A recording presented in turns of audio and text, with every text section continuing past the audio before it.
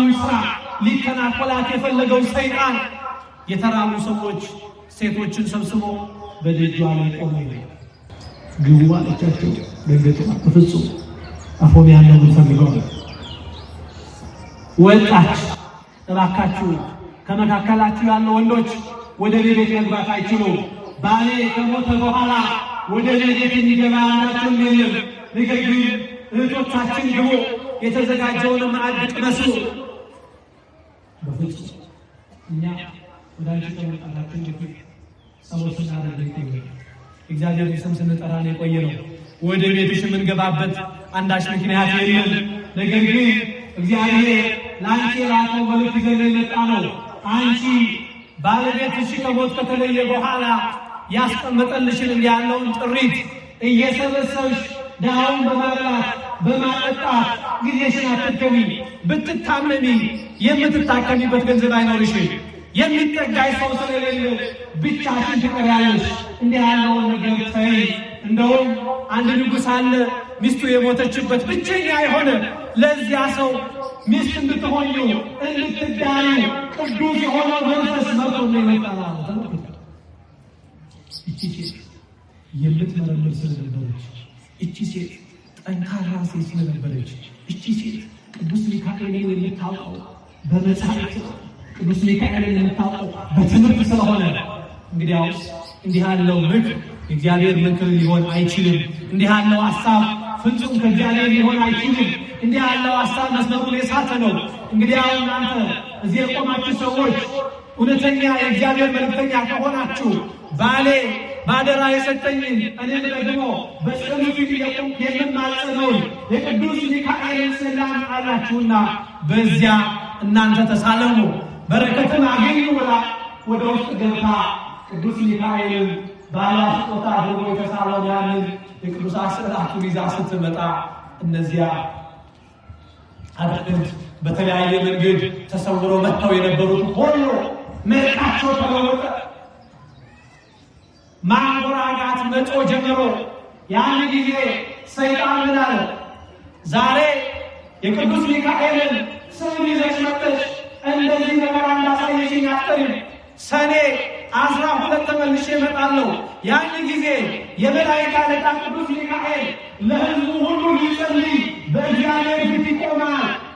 እግዚአብሔር ከሰማይ ጠል ለምሕረት ለምድር ልጅ ገበሬው ያረሰው ያ መሬት እርሻ ይዞ አፈሩ ከዘሩ ጋር ተቀላቅሎ እግዚአብሔር ምሕረት የሚሰጥበት አንዱ ቀን ነው። በዚያ ቀን ቅዱስ ሚካኤል እግዚአብሔር ፊት ለሕዝቡ ሁሉ ሊማልድ ለሕዝቡ ሁሉ ሊጸልይ በእግዚአብሔር ፊት ሲቆም ያን ጊዜ እኔ ወደ አንቺ ቤት እመጣለሁ፣ እሱ በሰማይ ነው፣ እኔ በምድር ወዳለው ወደ አንቺ ቤት እመጣለሁ።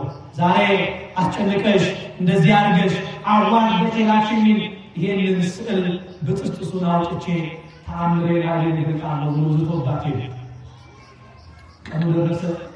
ሰኔ 12 ቀን እንደለመደች እቺ ሴት የመላእክት አለቃ ቅዱስ ሚካኤልን ዓመታዊ ክብረ በዓሉን አስባ መታሰቢያ በዓሉን አስባ ለድሆች እየመጸወተች በጎ ሥራ እየሰራች እናንተ አባቴ ብሩካን የሚባልበትን እንዲህ ያለውን የቃል ኪዳኑን ሕይወት በተግባር የምትገልጥበትን ቅዱሳኑን ጻድቃኑን ሰማዕታቱን ቅዱሳን መላእክትን ምክንያት አድርገን ለድሆች የምንሰጣት የምንመጸውታት ቀዝቃዛ ውሃ እንኳን የምናደርጋትን እንዲህ ያለውን ስጦታ የማይረሳ እግዚአብሔር እቺ ሴት ይሄንን በቅዱስ ሚካኤል በዓል መታሰቢያ የዘላለም ሕይወት የምታገኝበትን በጎ ሥራ ለመስራት መጣበት ነው።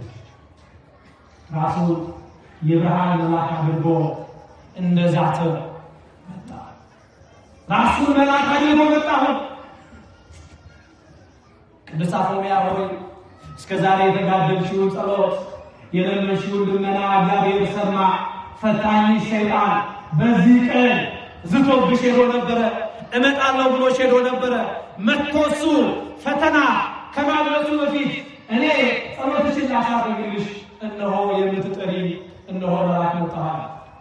እቺ ሴት ቅድም እንዳልኳት የእግዚአብሔር መልአክ ከእግዚአብሔር ወደ ሰው ልጆች ሲመጡ መለያቸውን ታውቅ ነበረች።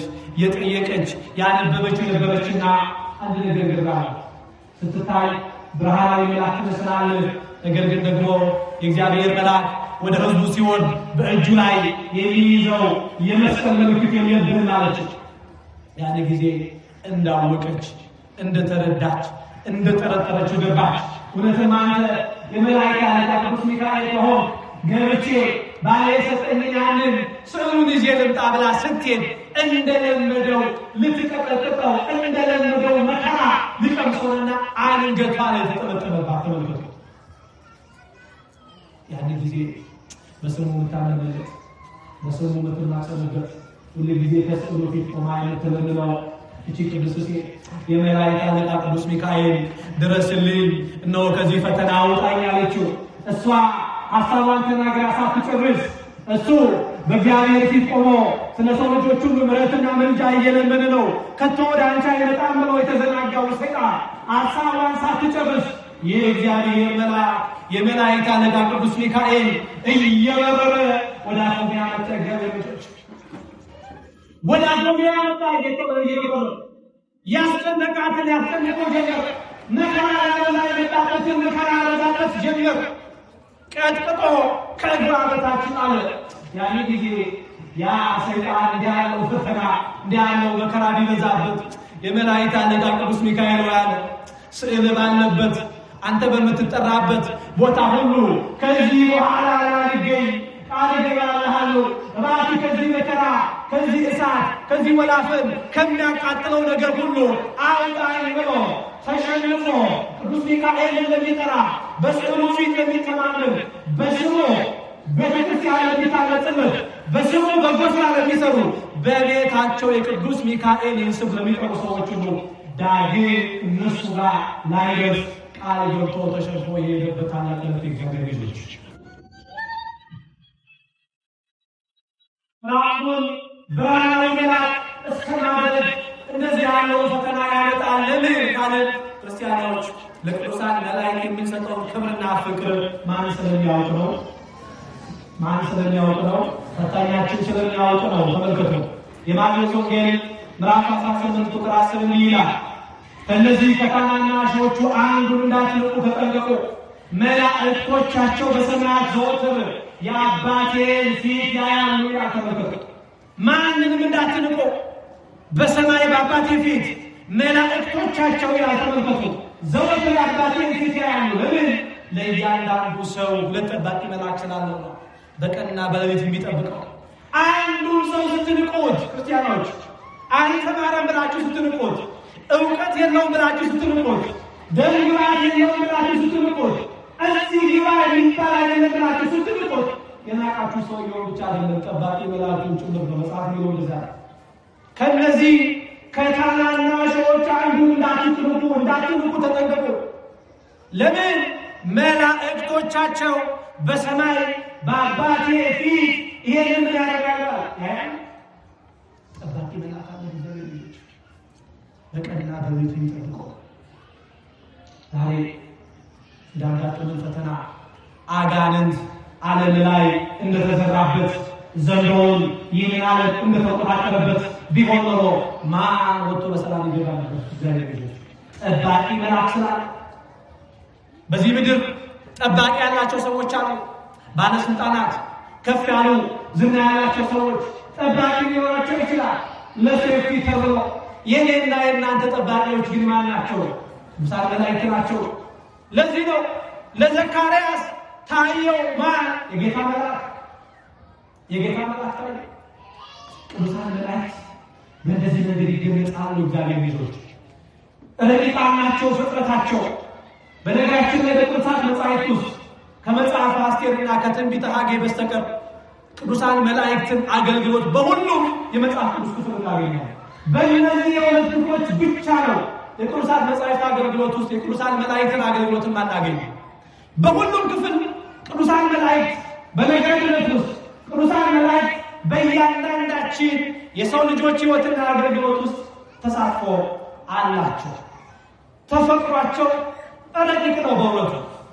እንደውም የእኛ ሊቃውንት እንዲህ ያለውን የእነሱን ተፈጥሯቸውን ረቂቅነታቸውን የሚገልጡበት አንድ አገላለጽ ውሃ ከእሳት ይረቃል፣ እሳትም ከንፋስ ይረቃል፣ ከንፋስ የሰው ልጅ ሐሳብ ይረቃል፣ ከሰው ልጅ ሐሳብ ቅዱሳን መላእክት ይረቃሉ፣ ከቅዱሳን መላእክት ደግሞ ሐሳባቸው ይረቃል፣ ከቅዱሳን መላእክት ሐሳብ ደግሞ እግዚአብሔር ይረቃል። ረቂቃን ናቸው። እዚህ ቦታ አሉ፣ እዚህ ቦታ የሉም ተብለው እንደሱ አይነገራቸው። እግዚአብሔር ልጆች ረቂቃን ስለሆኑ በየትኛውም ቦታ ስንጠራቸው ፈጥነው ይደርሳሉ። ድረሱልን ስንላቸው ፈጥነው ይደርሳሉ። ለምሳሌ ከረቂቅነታቸው አንፃር አንዱ መልአክ በአንዱ ላይ አልፎ አንዱ መልአክ በአንዱ ላይ ተሸጋግሮ ታምር ሊሰራ ይችላል። ባለፈ መልአክ አንዱ መልአክ በአንዱ መልአክ ላይ ሊያልፍ ይችላል። አሳልፈኝ ሳይባባል ማለት ነው። ረቂቅነታቸው እንደዚህ ነው። አንድ ውሃ ከተለያየ ቦታ ቢመጣ አሳልፈኝ አይባባል።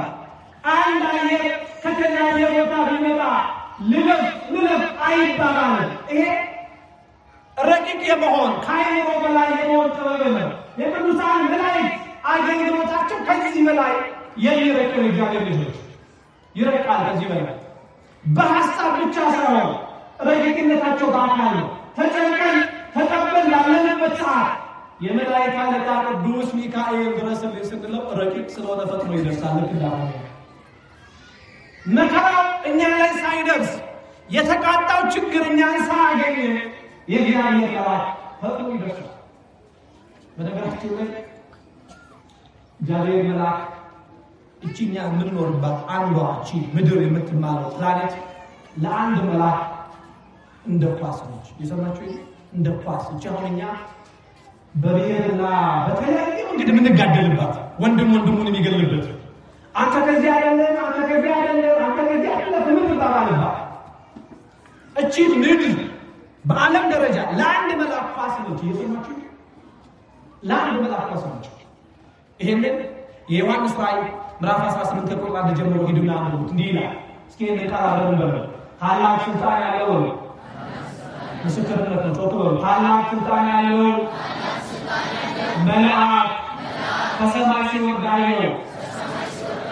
ከክብሩ የተነሳ ምድር በራች። ከክብሩ የተነሳ ምን በራች? መልአኩ ስንት ነው? መልሱልኝ። ስንት ነው? አንድ ነው መልአኩ የወረደው። መላእክት አንድ መልአክ ከሰማይ ወደ ምድር ነው የወረደው። ምድር ግን ምን አለች? በራች። እቺ ጥቂቷ እኛ ተጨንቀን የምንኖርባት ምድር ለአንድ መልአክ የኳስ ያክል ነች። እዚህ ግባ ምትባላለች። ቅዱሳን መላእክት ከማቸው እንደዚያ እዚህ ቦታ አለ ሚካኤል፣ እዚያ ቦታ ይኖራል አይባልም። በሚገቡት ሁሉ ይገኛል። በሁሉም ቦታ ጸሎታቸውን ይሰማል። በሁሉም ቦታ የሚገኝ እግዚአብሔር ነው። ግን ቅዱሳን መላእክት ለኛ ያልሳሉ ማለት ነው። በጣም ግንዛቤ ተሰጥቶኛል። ምን ኳስ ከሆነች ለአንድ መልአክ እዛም እዚህም የሚቀርበውን ጸሎት መላእክት በቀላሉ ሰምተው እኛ ለተመከራ ማዳን ይችላል። ለዚህ ነው ቅዱስ ሚካኤል ድረስ ስትሉት ቀጠፍ ብሎ ይደርሳል። ቅዱስ ገብርኤል ድረስ ስትሉት ይደርሳል። የምንታመንባቸው መላእክት ችግሩ እኛን ሳያገኝ እነሱ ችግሩ ያገኙታል። ለምን? አንዱ መልአክ ምን ስለሚያበራ ፍጥረቱን አስቡት። አንዱ መልአክ ወደ ምድር የሚወርድበትን ፍጥረት አስቡት። እኛ ያጋጠመንን ችግር ድረስልን እስካንተ ድረስ አንዱ የእግዚአብሔር መልአክ በምን ያክል ፍጥረት ወደኛ እንደሚመጣ አስቡት። እግዚአብሔር ልጆች አስቡት። በዚህ በዮሐንስ ወንጌል ምዕራፍ 1 ቁጥር 52 ላይ አምላካችን መድኃኒታችን ኢየሱስ ክርስቶስ ናትናኤልን እንደዚህ አለው። ጌታም ለናትናኤል አንተ ተንኮል የሌለብህ የእስራኤል ሰው ብሎ ምን አደረገው? አመሰገነው። አይደለ? ሁላችን እንደምናውቀው ናትናኤል እንደዚህ አለው፣ ጌታ ይታወቀኛል። ምክንያቱም የሰማው ምስጋና የተደረገለት ነገር በልቦናው ያለውን ስለነበረ የት ታውቀኛለህ ብሎ ጠየቀው። ጌታችን እንደዚህ አለ፣ ከበለስ በታች ሆኜ ምን አልኳለ? አየሁ። ከዚያስ ይህን ሲለው ናትናኤል ደነገጠ። ጌታ ይህ ብቻ አይደለም፣ ከዚህ የሚበልጥ ምን ትላለህ ታለ የሰው ልጅ ሲወጡና ምን ሲወዱ እነዚያ ቅዱሳን መላእክት በዚያ መሰላል ላይ ሲወጡና ሲወዱ ታለ ያይልክ። አሁን እያልኩ ያለው አንተን በስም መጥራቴ አንተን ማመስገኔ ከበለስ በታች አንተን ማወቄ አይድንቅህ። ገና ቅዱሳን መላእክት በዚህ ይወጡና ይወርዱበት ያለን ታላቅ መሰላል ቅዱሳን መላእክት በተለያየ መንገድ ለቅዱሳን ሰዎች ተገልጠዋል። እሱን እናንሳ። የመጀመሪያው አንዱ በኦሪት ዘኍልቍ ምዕራፍ 23 ቁጥር 31 ላይ የምናገኘው ታሪክ ነው። የእግዚአብሔር ነቢይ በለዓም የተባለው ሰው በአህያ ላይ ያለ ድንገት የእግዚአብሔር መልአክ ቆሞ ታየው። ከኔ ጋር ናችሁ? እግዚአብሔር ከሁላችን ጋር ነው። ይሄ ሰው የእግዚአብሔር ሰው ነው። በአህያዋ ላይ ተጭኖ የሄደ ሳለ የእግዚአብሔር መልአክ ከፊቱ መጣና ቆመ። ምን እንደቆመ ማየት አልቻለም። ተመልከቱ። በዚህ ዘመን እኮ ያሉ ሰዎች ችግራቸው ይቆም የቅዱሳን መላእክትን አገልግሎት ማየት አልቻሉም። ለዚህ እኮ ነው የሚጠጩት። ለዚህ እኮ ነው ብዙ የሚናገሩት። ማየት አልቻሉም። ተደፈነበት። ይሄ እግዚአብሔር ሰው በለዓም ፊት ለፊቱ መልአክ ቆሟል። አህያዋ እየቀጠቀጠ እየደበደበ ሂጂ ይላል። እንደው ከአህያው በጣም ከመቀጠቀጧ የተነሳ ለምን ትቀጠቅጠኛለህ? ሁል ጊዜ የምትቀመጥብኝ አይደለሁም ምን እስክትል ድረስ ማለት ነው። አይኑ አልተገለጠለትም። ይሄ ሰው እንዲህ ነው የሚለው መጽሐፍ። እስኪ ይህን ቃል አለምን በለው እግዚአብሔርን በለው የበለዓምን አይኖች ከፈተ። ድገሙት። እግዚአብሔርን የበለዓምን አይኖች ከፈተ። የተመዘዘን ሰይፍ በእጁ ይዞ ነበር። የእግዚአብሔር መልአክ ቆሞ ታየው። ያን ጊዜ በግንባሩ ወደቀና ሰገደ። ክብር ምስጋና ለእግዚአብሔር ይሁን። ተመልከቱ። አይኑ ሲገለጥ አይነ ልቦናው ሲበራ ከፊቱ ማን እንደቆመ አወቀ። ተራ ሰው መስሎት ነበር። የተማመነበት ያንን ሰይፍ ይዞ ቆሞ ነበር። ያን ጊዜ እግዚአብሔር የበለዓምን አይኖች ሲከፍት መልአኩን ማየት ማንቻለ ሲያየው ያን ጊዜ በግንባሩ ወደቀና ያደረገለት። እግዚአብሔር ልጆች ለቅዱሳን መላእክት ስግደት ይገባል፣ መስገድ ይገባል። በግንባርህ ስገድ። እንደ በለዓም አይኖቹ ሲከፈት የምታደርገው አንዱ ነገር ለእግዚአብሔር መልአክ በግንባር መስገድ ነው። በዚህ በሁለተኛ ነገሥት ምዕራፍ 6 ቁጥር 18 ላይ የጊያዝን ሕይወት ሁላችንም እናውቀዋለን። እስራኤላውያን ከሶርያውያን ጋር ብዙ ጊዜ ጦርነት ገጥመዋል። በዚህ ጦርነት እስራኤላውያን እየደጋገሙ አሸንፏቸው ነበር እና ያ የሶርያን መሪ ወታደሮቹን ሰብስቦ የተሸነፈበትን ምክንያት እየገመገመ አንድ ባንድ በጦሩ ላይ የተሳተፉትን ሰዎች አስተያየት እንዲሰጡ አደረገ። መጨረሻ ይሄ ሰው የለም በመካከላችን እኛ የጦርነት እቅድ ስናወጣ ይሄንን የጦርነት እቅድ ከኛ መካከል አውጥቶ ሄዶ ለእስራኤላውያን የሚሰጥ ባንዳ ያለው ሰው መካከላችን አለ። አስጨነቃቸው እነዚያ ወታደሮች። ከወታደሮቹ መካከል አንዱ ብድግ አለ። እንደዛ አይደለም፣ ከኛ መካከል ለእስራኤላውያን ማንም መረጃ የሚሰጥ ሰው የለም። ነገር ግን አንድ ኤልሳ የተባለ የእግዚአብሔር ነብይ ሰው አለ። ይህ ሰው እዛ ቤቱ ቁጭ ብሎ እኛ እዚህ የምንነጋገረው ነገር፣ እዚህ የምንመክረው ነገር፣ እዚህ የምናወጣውን እቅድ ነገር በሙሉ ያውቃል፣ ይሰማል። ይሄድና ለእስራኤል የሆነች ይነግራል። በጦርነቱ ሜዳ ላይ እነሱ ያሸንፉናል። ይህ ሰው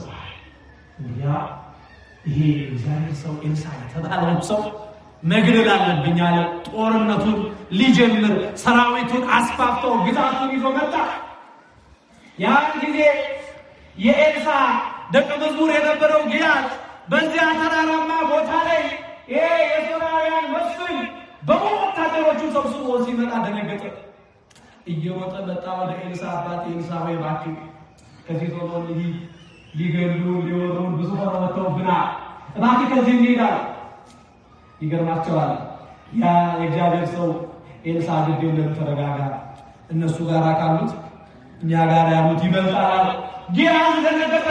ባይኑ የሚያየው ከታች የመጣ ያለው ሰራዊት እሱ ነው። ኧረ ግድ የለም አባት ኤልሳዕ ላያቸው ሞት እንዴት አስጨናቂ እንደሆኑ እጅግ ሲበላ በዝተው ክፉዎች ሆነው ደመ መራራ ሆነው መጥተዋል። አያችሁ ጊያዝ ልክ እንደ በለዓም የእግዚአብሔርን መልአክ በዙሪያው ሰፍሮ እንዳለ አላወቀም ነበር። አይኑ አልተገለጠለትም ነበር። የእግዚአብሔር ሰው ኤልሳዕ በእግዚአብሔር ፊት ቆሞ ጸለየ። ስለማን? ስለ ጊያዝ። ተመልከቱ እግዚአብሔር ልጅ እንዲህ ይላል መጽሐፍ። ኤልሳዕ አቤቱ ያይ ዘንድ አይኖቹ እባክህ ግለጥ ብሎ ጸለየ። እስኪ እንቃረበው። ኤልሳዕ ብሎ አቤቱ ያይ ዘንድ አይኖቹን እባክህ ግለጥ ብሎ ጸለየ። እግዚአብሔር ብሎ የብላቴናውን አይኖች ገለጠ፣ እነሆ አየ።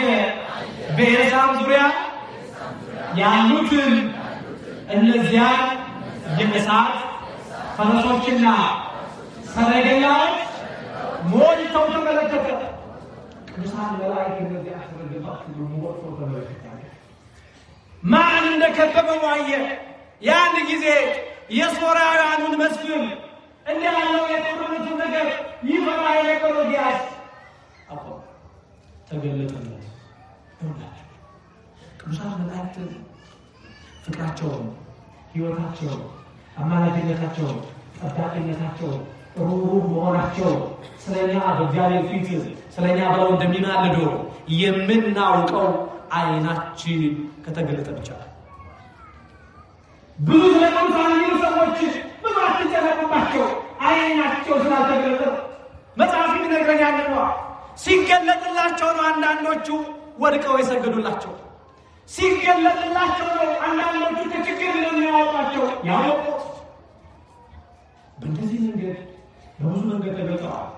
እንዴ የመላእክት አለቃ ቅዱስ ሚካኤል እስራኤላውያንን እየመራ ተገለጠ። እንዴ በኦሪት ዘጸአት ምዕራፍ 14 ቁጥር 19 ላይ እንዲህ ይላል።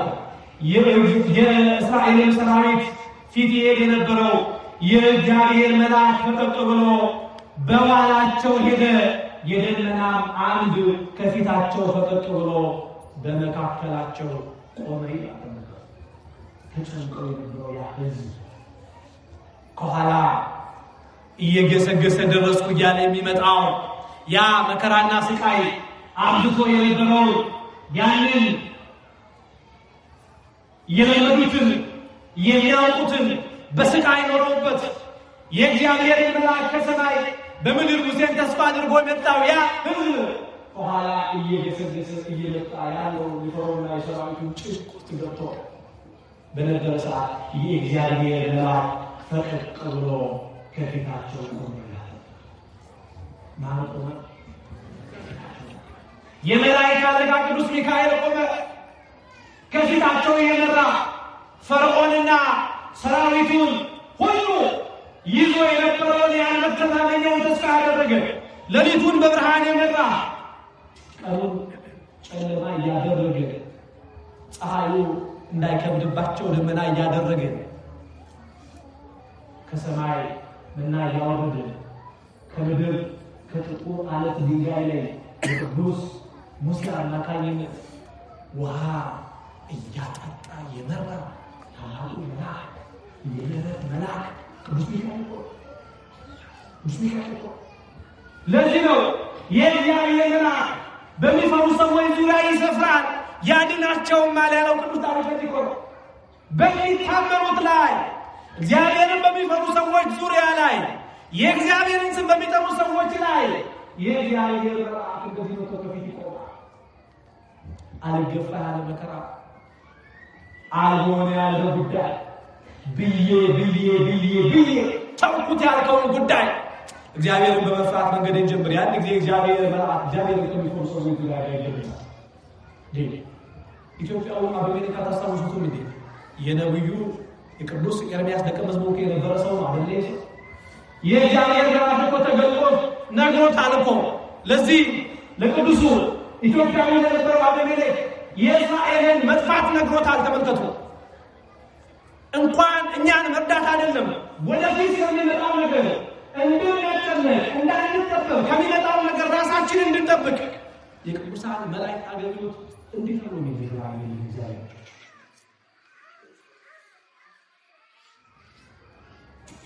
ታላቁ ዮሐንስና አጼ ታሳዊ ብዙዎች ባይታው ቅዱሱን አባት የበቃው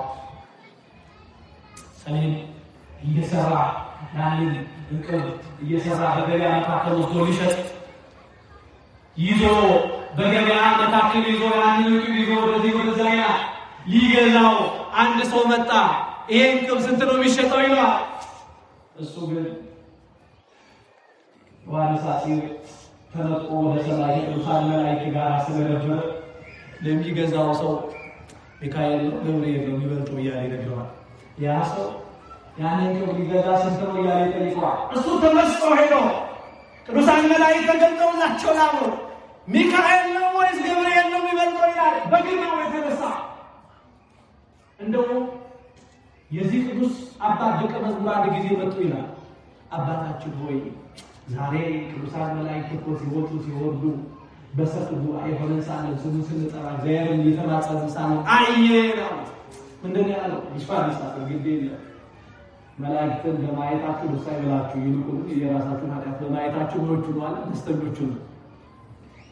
ለቅዱሳን አይን ባይን እየተገለጡ ታይተዋል።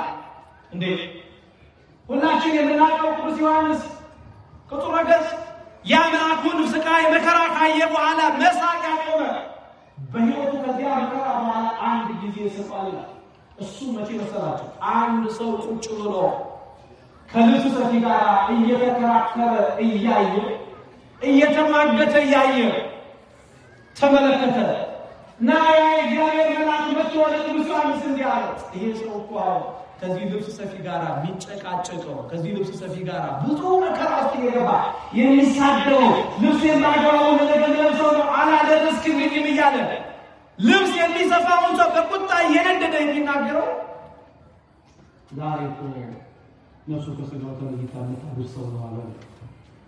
ያን ጊዜ ዮሐንስ ፈገግ ብሎ ነው የዚህ ዓለም ከንቱነት አይቶ ሳቅ።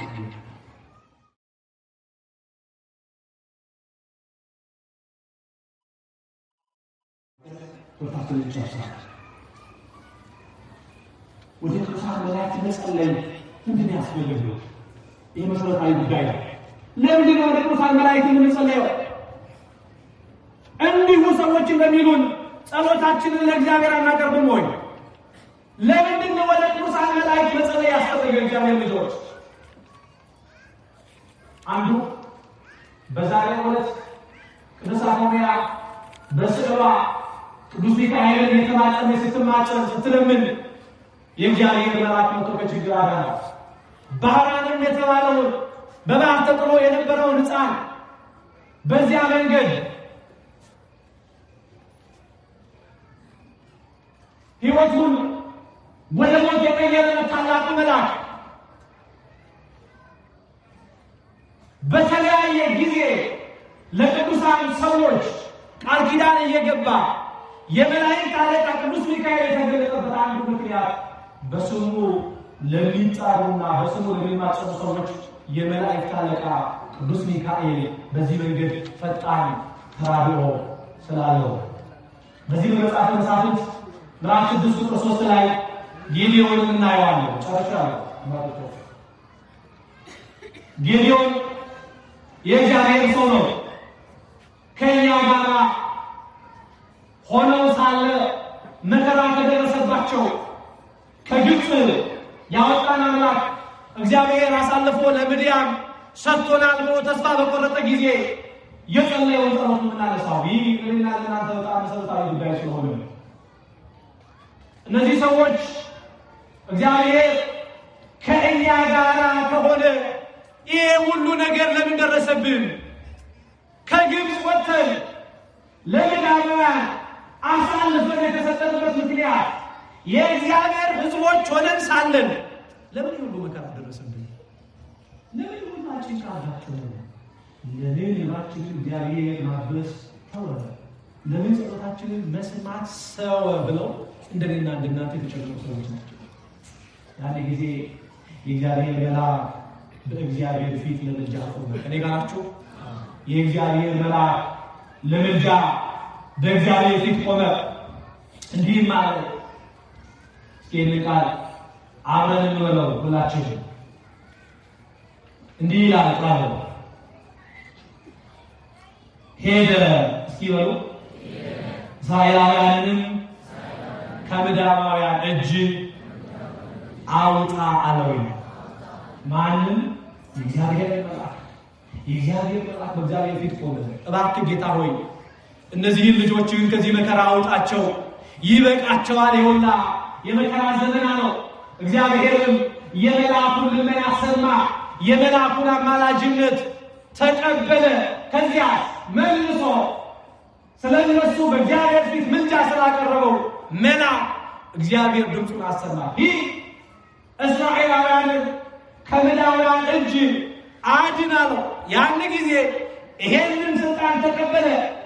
እያመሰገኑ እየጸለየ ወደ እነሱ ወረደ። ከዚያ መከራና ችግር እግዚአብሔር መልአክ አወጣቸው። ዛሬ እኔና እናንተ እንዲህ ያለውን ጸሎት እንዲህ ያለውን ልመና መለመን ያለብን ጊዜ ነው። እጃችሁን ከፍ አድርጉ። የመጨረሻው ጥቅሳችን ነው።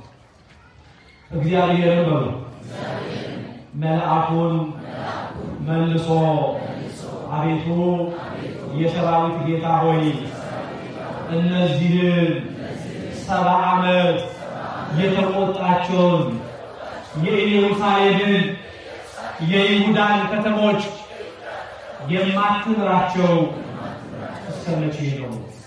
ትንቢተ ዘካርያስ ምዕራፍ 1 እስከ መቼ ነው የማትምራቸው? 70 ዓመት ሙሉ ተንገላቱ፣ 70 ዓመት ሙሉ መከራ ተቀበሉ። እስከ መቼ ነው የማትምራቸው? እግዚአብሔር በሚያጽናና ቃል እንዲህ አለ፣ ወደ ኢየሩሳሌም በምህረት ተመልሻለሁ። እንድገመው፣ ወደ ኢየሩሳሌም በምህረት ተመልሻለሁ፣ ቤቴም ይሰራበታል፣ በኢየሩሳሌም ላይ ገመድ ይዘረጋል። የሰራዊት ጌታ እግዚአብሔር ይህንን ብሏል። እስከ መቼ ነው አለ ማትምራቸው? ዛሬ ጸሎታችን ለምንድን ያልተሰማው? ለምንድን ነው ለቅሷችን ያልታበሰው? እግዚአብሔርን የማንፈራ ሰዎች ስለበዛ ነው። እግዚአብሔርን የምንፈራ ሰዎች ብንኖር ኖሮማ የእግዚአብሔር መልአክ ባጠገባችን ይሆን ነበር። እግዚአብሔርን መፍራቱ ልጆቻችን አምልኮቶቻችን ከንቱ የሆነ ጸሎታችን ሁሉ ዳሴ ከንቱ የሆነ አገልግሎታችን ታይታይ የሆነ መስመሩን ከለቀቀ ሰነራፋ። ለዚህ ነው ያለው መከራ የመጣበት። እስከ መቼ ነው ማትተዋቸው ያለው እግዚአብሔር? እስከ መቼ ያንተ ምሕረት? እስከ መቼ እግዚአብሔር ልጅ ጸሎታችን ቂም ይዞ እስከ መቼ? ቅዳሴያችን ቂም ይዞ እስከ መቼ? አገልግሎታችን ተከፋፍሎ እስከ መቼ? እውነተኛው ሰላም እንድናገኝ የእግዚአብሔር መልአክ መጥቶ እንዲጎበኘን እንደ ዘካርያስ ጸሎት ተሰምቶልሃል እንዲለን የኔና የእናንተ ጸሎት ለሀገር ለቤተክርስቲያን እንዲጠቅም እንዲያረጋጋን ሰላምተን እንድንገባ ባለቆታችን እንድንጸና በጎ ነገር በሕይወታችን እንዲቀድም የእግዚአብሔርን መልአክ ከፊታችን እንዲቀድም ማንን እየፈራን ነው? እግዚአብሔር የሚፈሩት እንደሱም ለተጠሩት ሁሉ ነገር እንደምንለው የምናየው የምንሰማው ነገር አያስጨንቀን፣ ብዙ አያሸብረን። በጸሎታችን እንትጋ። ጸሎታችን እግዚአብሔር መፍራት ይጨምርበት። ቁመታችን እግዚአብሔር ከመፍራት ጋር ይሆን። ምስጋናችን በፈርሃ እግዚአብሔር ይሆን። ማስቀደሳችን በመጠንቀቅ በመራብ ይሆን። እያንዳንዱ ለቤተ ክርስቲያን የምናደርገው ነገር ሁሉ እግዚአብሔርን በመፍራት ከሆነ ያ የእግዚአብሔር መልአክ እስከ መቼ ነው? ቅዱስ ሚካኤል ስለሚያውቀው ዳንኤል እንዳለ ከሚካኤል በቀር የሚያጽናናኝ የለም እንዳለ አጽናኛችን ሚካኤል እየበረረልን እንዲመጣ እግዚአብሔር በመካከል ነው ያስተማረን የመከረን የቆየን እግዚአብሔር ስለ መላእክት ጠባቂነት ተራዳይነት አስተምሮናል። እንዳስተማሩ እግዚአብሔር አምላክ የሰው ልጅ ያለ ጠባቂ አልተውም፣ ያለ አስተማሪ ያለ መምህር አልተውም። ስለዚህ እግዚአብሔር የሰው ልጅ ምን ያህል የሚወደው እንደሆነ አንዱ ማሳያ ይህ እንደሆነ መምህራችን አመስጥረው አብራርተው ገልጸው አስተምረውናልና መምህራችን አምላካችን እግዚአብሔር ቃለ ሕይወት ያሰማልን፣ በእድሜ ጤና ይጠብቅልን። እግዚአብሔር ይመስገን።